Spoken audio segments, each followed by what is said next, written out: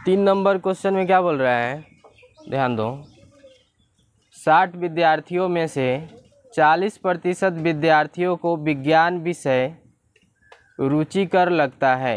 बोल रहा है कि 60 विद्यार्थी हैं, टोटल कितने विद्यार्थी हैं? 60। और 60 विद्यार्थी में 40% विद्यार्थियों को विज्ञान विषय में रुचिकर है, यानी कि विज्ञान विषय उसको ज़्यादा अच्छा लगता है। ठीक है। उसके बाद बोल रहा है तो उन विद्यार्थियों की संख्या बताइए जिन्हें विज्ञान विषय में कम रुचि है। क्या बताना है? जिसको विज्ञान विषय जो है कम अच्छा लगता है, कम रुचि है, उसका संख्या कितना है यह बताना है। समझ में?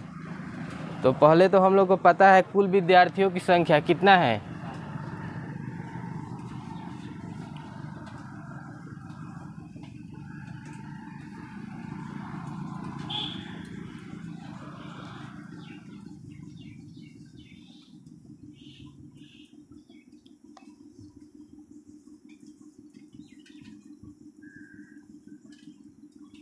कुल विद्यार्थियों की संख्या है कि नहीं? 60 है। अब आगे क्वेश्चन में बोला है 40% विद्यार्थियों को विज्ञान विषय में क्या है? रुचि है कि नहीं? तो ध्यान दो, विज्ञान में रुचि रखने वाले विद्यार्थियों की संख्या है कि नहीं? विज्ञान में रुचि रखने वाले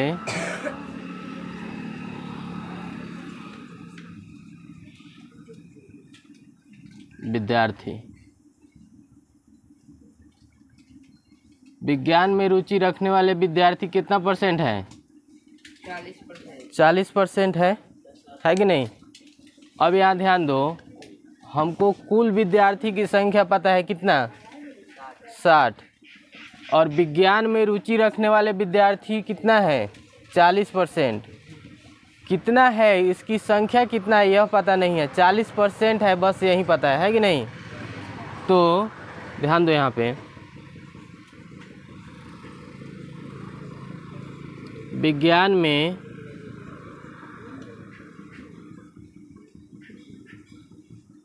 रुचि रखने वाले विद्यार्थियों की संख्या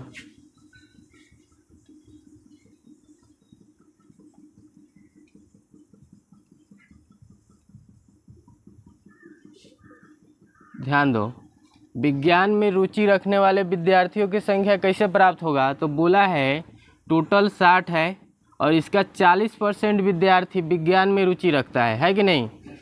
तो 60 का 40% हम लोग निकाल लेंगे तो हम लोग को पता चल जाएगा विज्ञान विषय में कितना विद्यार्थी रुचि रखता है।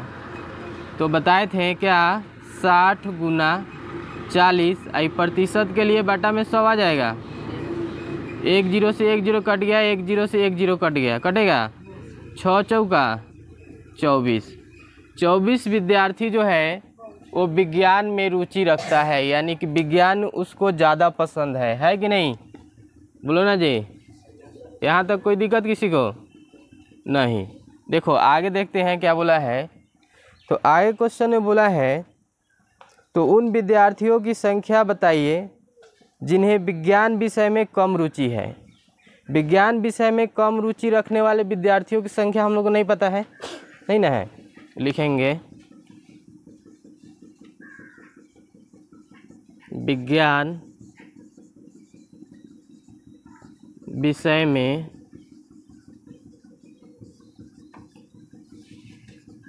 कम रुचि रखने वाले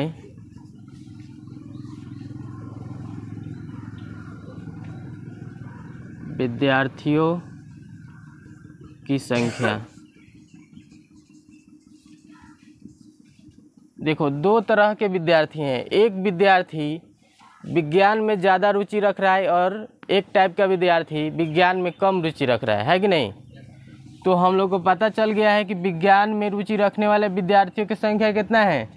24। और टोटल विद्यार्थी की संख्या कितना है? तो 60 में से 24 को घटा देंगे तो पता नहीं चल जाएगा विज्ञान में कितना विद्यार्थी ऐसा है जो कम रुचि रख रहा है।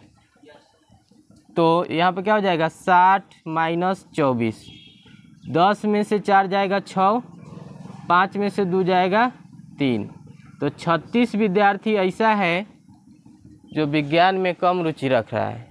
समझ में आया? कोई दिक्कत? तो नोट करो।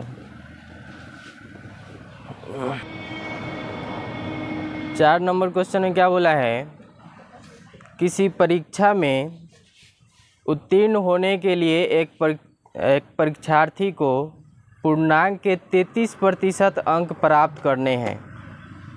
ध्यान दो, फिर से बोला है किसी परीक्षा में उत्तीर्ण होने के लिए एक परीक्षार्थी को पूर्णांक के 33% अंक प्राप्त करने हैं। मतलब जो कुल अंक है उसका 33% उसको आना चाहिए, तो वो परीक्षा में पास होगा। ठीक है, अब ध्यान दो क्या बोला है, उसे 225 अंक मिले जो कि 33% से 6 अंक कम थे। बोल रहा है कि उसको कितने अंक मिले, 225 अंक, जो क्या है 33% का, यानी जो 33% अंक है उससे 6 कम है, 6 अंक कम है। कौन कम है? 225। समझ आया इतना? अब ध्यान दो, बोला है बताइए परीक्षा में पूर्णांक क्या था, यानी परीक्षा का जो कुल अंक था यह क्या था, यही हम लोग को क्या करना है, बताना है। तो ध्यान दो, क्वेश्चन नंबर 4, कुल अंक हम लोग को नहीं पता है। नहीं ना पता है जी, बोलो ना। तो मान लेंगे, माना कि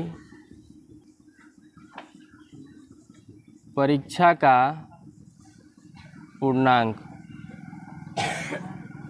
ध्यान दो यहाँ पे हम मान लेते हैं कि परीक्षा का जो पूर्णांक है वो कितना है, x है। कुल अंक हम लोग को पता नहीं है, परीक्षा का पूर्णांक ना पता है, तो इसे हम लोग x मान लिए, कोई दिक्कत नहीं। अब यहाँ पर ध्यान दो, जो प्रश्न बोला है उसी के अनुसार हम लोग चलते हैं। तो लिख लेते हैं प्रश्नानुसार।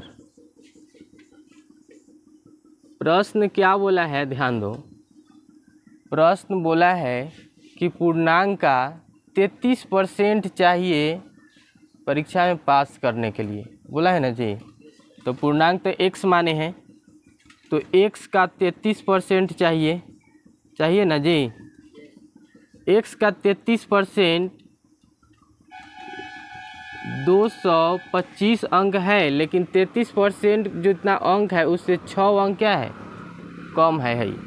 225 जो है वो 33% से, जैसे बोला है, ध्यान दो, कुल पूर्णांक x माने हम लोग, है कि नहीं, इसका 33% चाहिए हम लोग को पास करने के लिए, है कि नहीं। तो 33% कितना है नहीं पता है, लेकिन बोला है कि पूर्णांक का 33% में 6 अंक कम है 225, यही ना बात बोला है। तो जो बोला है क्वेश्चन में उसी बात को लिख दिए, कोई दिक्कत नहीं। अब इसको हम लोग सॉल्व करते हैं। ध्यान दो, x इंटू 33, यहाँ से प्रतिशत हटेगा तो यहाँ पे 100 आएगा, -6 बराबर 225 होगा कि नहीं। अब देखो x गुना 33/100, -6 को इधर भेज देंगे तो 225 तो है, इधर प्लस में हो जाएगा, इधर माइनस है तो इधर प्लस में हो जाएगा 6, बोलो ना। अब देखो x बराबर, ये जुड़ जाएगा तो 6 और 5 कितना, 11 के 1, आई हो गया 3, आई हो गया 2, ठीक है। अब देखो यहाँ पर 100 ना है कि नहीं, तो इस 100 भागा में है, बराबर के इधर भेजेंगे तो गुना में हो जाएगा, आई गुना में है, इधर भेजेंगे तो भागा में हो जाएगा 33। अब देखो 11 तिया 33 कटा, इसको भी 11 से भाग करो तो 11 दूना 22, इसमें से 1 बचा 11, 11 एकम 11, है कि नहीं। फिर 3 से कटेगा, 7 3 का 21 कटेगा। अब 7 में 100 से गुना हो जाएगा, 700 होगा। अब हम लोग को कुल पूर्णांक प्राप्त करना था, है कि नहीं? तो ध्यान दो,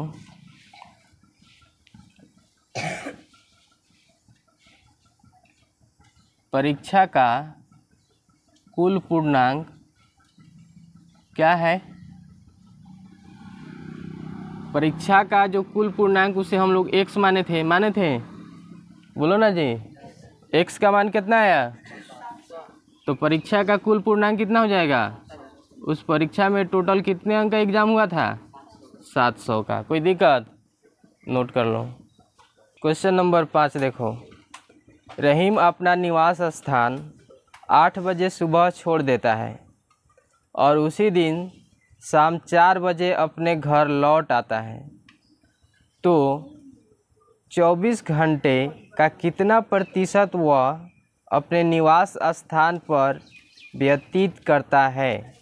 समझो फिर से, बोल रहा है रहीम अपना निवास स्थान यानी जहाँ रहता है वहाँ से 8 बजे सुबह वह छोड़ देता है यानी चला जाता है, ठीक है। बोल रहा है उसी दिन शाम 4 बजे अपने घर लौट आता है। 8 बजे गया और 4 बजे आ गया, ठीक है। तो 24 घंटे का कितना प्रतिशत वह अपने निवास स्थान पर व्यतीत करता है? 24 घंटे का कितना प्रतिशत वह रहा अपने घर पर, यह हम लोग को बताना है। तो ध्यान दो, सबसे पहले रहीम जो है वो अपना निवास स्थान 8 बजे सुबह छोड़ देता है कि नहीं?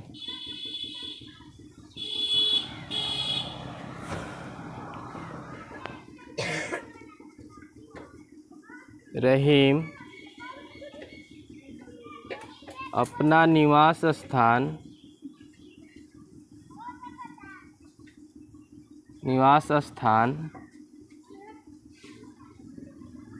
सुबह कितना बजे छोड़ता है? 8 बजे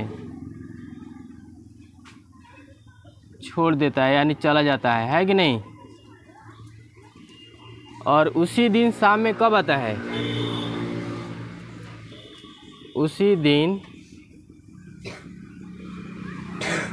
शाम में 4 बजे आता है कि नहीं? बोलो ना जी, आता है ना। अब यहाँ पे ध्यान देना सब, हम बना दिए इसको घड़ी।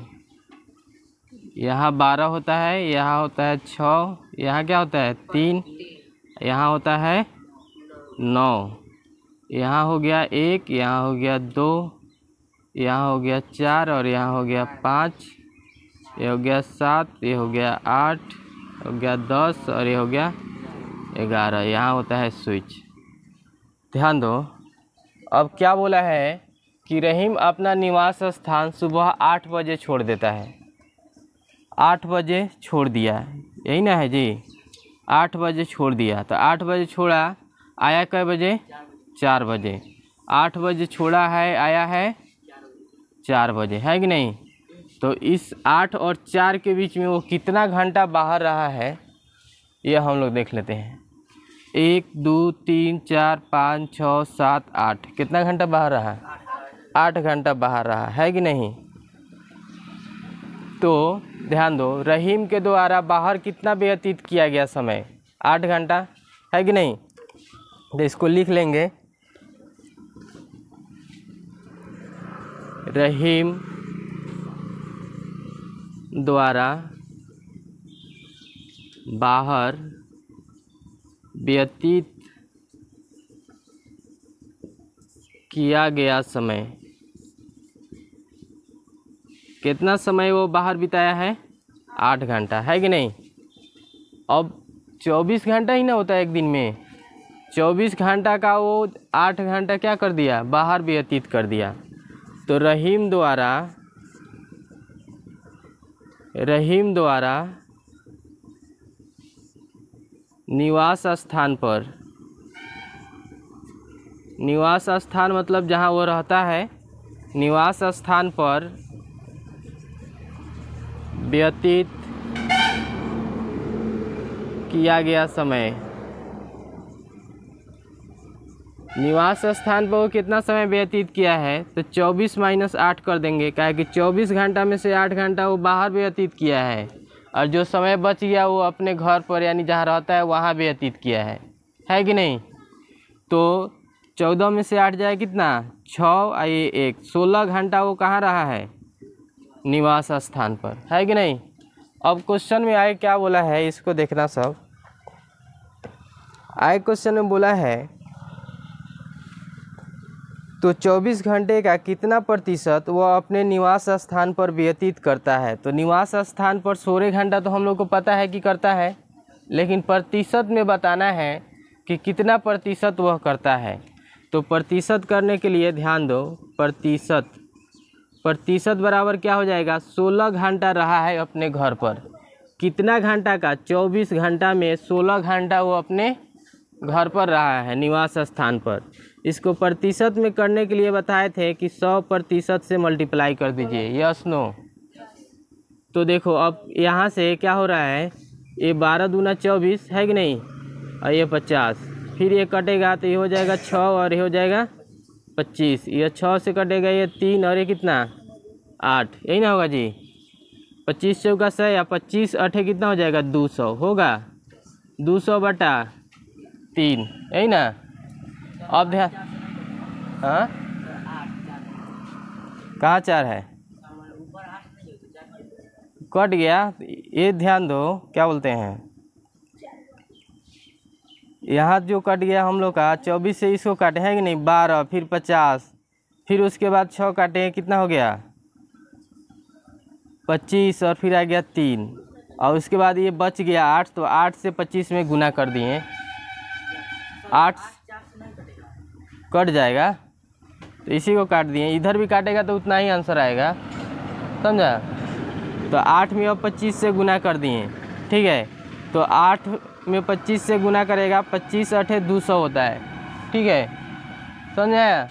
और नीचे बच गया है 3, तो अब 200 में 3 से क्या करो, यहाँ प्रतिशत का भी चिन्ह है, 200 में 3 से हम लोग क्या करना है, भाग करना है।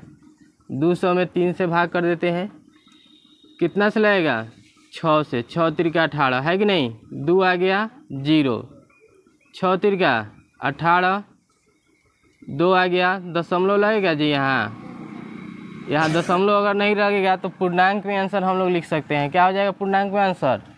यहाँ पे जो भागफल हम लोग को मिला है वो पूर्णांक में लिखाता है 66 पूर्णांक, शेषफल को लिखते हैं कहाँ, अंश में 66.2 और बटा में जिससे भाग करते हैं उसको नीचे लिखते हैं 66.2/3%, ठीक है।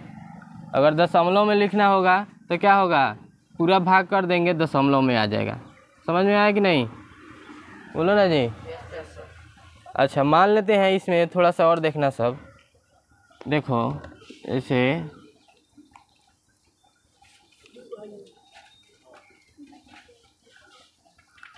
अगर हम लोग से पूछता, क्या पूछता, ध्यान दो।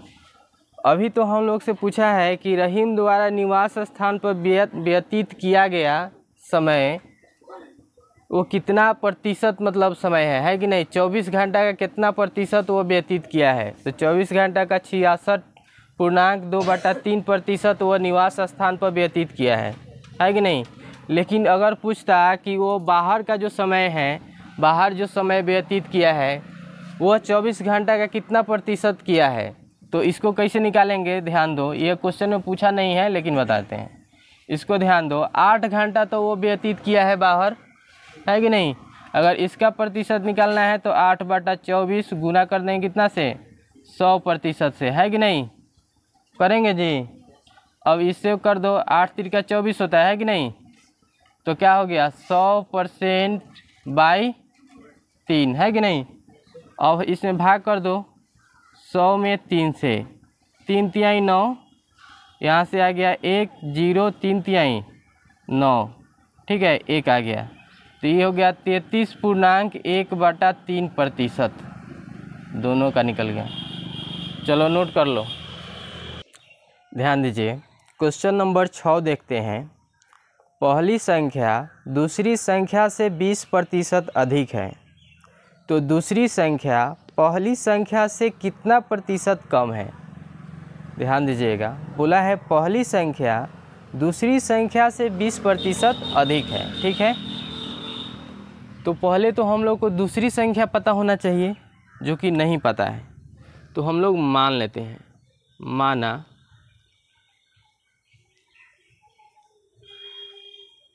दूसरी संख्या बराबर 100। ठीक है, अब बोला है जो पहली संख्या है वह दूसरी संख्या का 20% अधिक है। तो जो दूसरी संख्या है वह 100 हम लोग माने हैं, इसका 20% हम निकाल लेते हैं। तो 100 × 20 और प्रतिशत के चिन्ह के लिए बटा में 100, तो 100 से 100 कट जाएगा। हम लोग को क्या प्राप्त हुआ, 20। दूसरी संख्या का जब हम लोग 20% निकालें तो हम लोग क्या प्राप्त हुआ, 20 प्राप्त हुआ। ठीक है, तो पहली संख्या बराबर क्या हो जाएगा,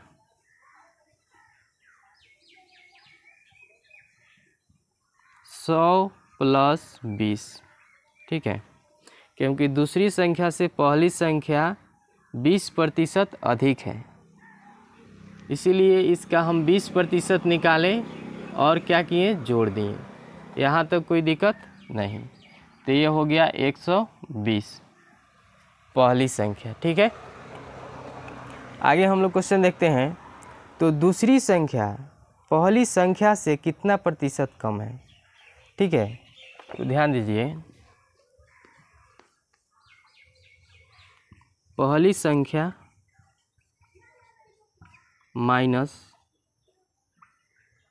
दूसरी संख्या,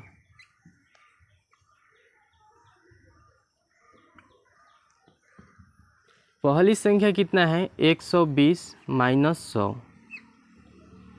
ये जो 20 है, ध्यान दीजिए, क्वेश्चन में क्या बोला है, क्वेश्चन में बोला है कि दूसरी संख्या पहली संख्या से कितना प्रतिशत कम है। तो पहली संख्या 120 है और दूसरी संख्या 100 है, तो दूसरी संख्या जो है वह 20 कम है पहली संख्या से। पहली संख्या से 20 कम है। अब हम लोग को प्रतिशत में बताना है कि कितना प्रतिशत कम है। ठीक है, प्रतिशत निकालने के लिए ध्यान दीजिए क्या होता है, 20 और टोटल कितना है, 120 गुना करते हैं कितना से, 100% से। ठीक है, तो ये 0 से 0 कट गया। अब देखिए, यह 2 से कटेगा, ये कितना हो जाएगा, 6, और ये 3, और फिर ये कितना हो जाएगा, 50। तो 50/3% अभी ये हम लोग को प्राप्त हुआ। 50 में अगर हम 3 से भाग करते हैं तो क्या होगा, ध्यान दीजिएगा यहाँ पे, 50/3, 3 एकम 3, 2 शेष आ गया, यहाँ से आ 0, 3 छक 18, यहाँ से आ गया 2। तो इसे अगर हम लोग को पूर्णांक में लिखना है तो क्या हो जाएगा, 16.2/3%।